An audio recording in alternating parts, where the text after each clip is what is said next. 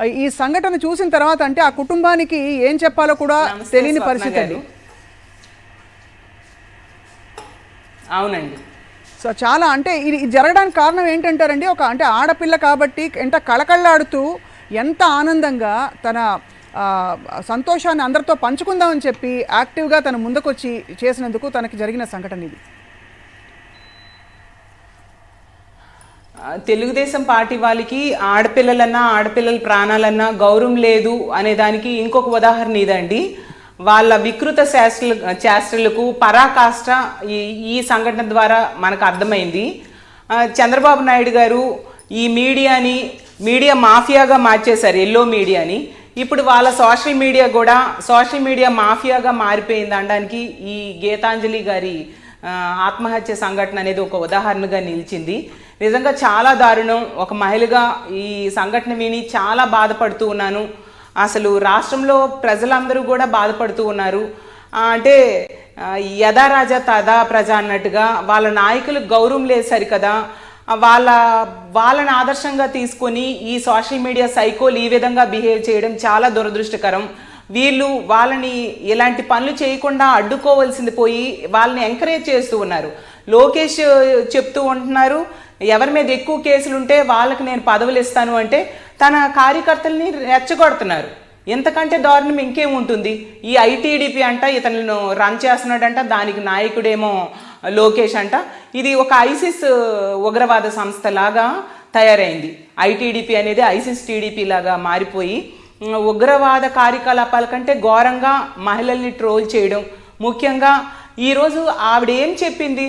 సంతోషం వ్యక్తం చేసింది. అందులో ఆమె తప్పేముంది? పోనీ అదేమైనా అసలు ఆ వీడియోలో ఏమైనా మనం ఎగ్నిస్ట్ పార్టీ వాళ్ళకి తిట్టడం కానీ వాళ్ళు చేయలేదని అనడం కానీ అవి కూడా చేయలేదు. ఆమె సంతోషంగా నాకు ఇల్లు పట్టా వచ్చింది, ఇల్లు కూడా మంజూరైంది, నా పిల్లల కోసం అమ్మఒడి కూడా నాకు వచ్చింది, నేను చాలా సంతోషంగా రానున్న రోజుల్లో ఆ ఇంట్లో ఉంటాను.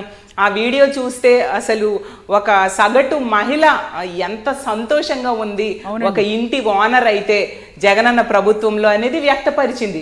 ఎందుకు వీళ్ళకి కుళ్ళు?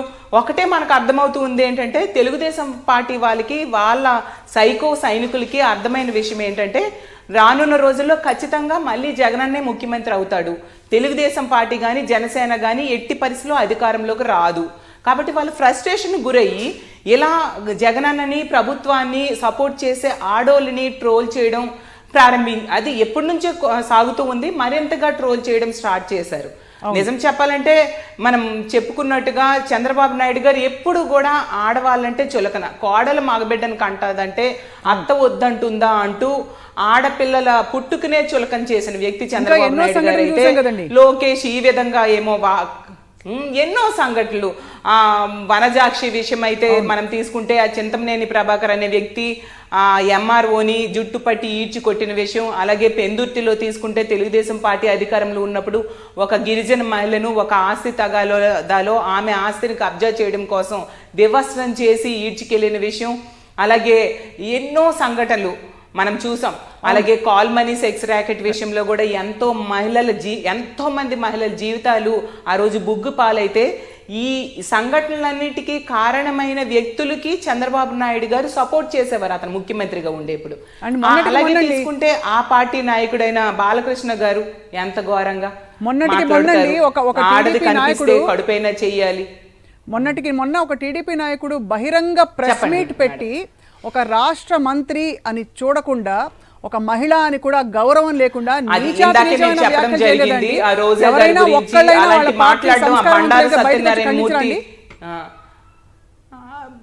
ఖండించలేదు సరికదా, సపోర్ట్ చేశారు. అంటే అంత సంస్కారహీనులు వాళ్ళు.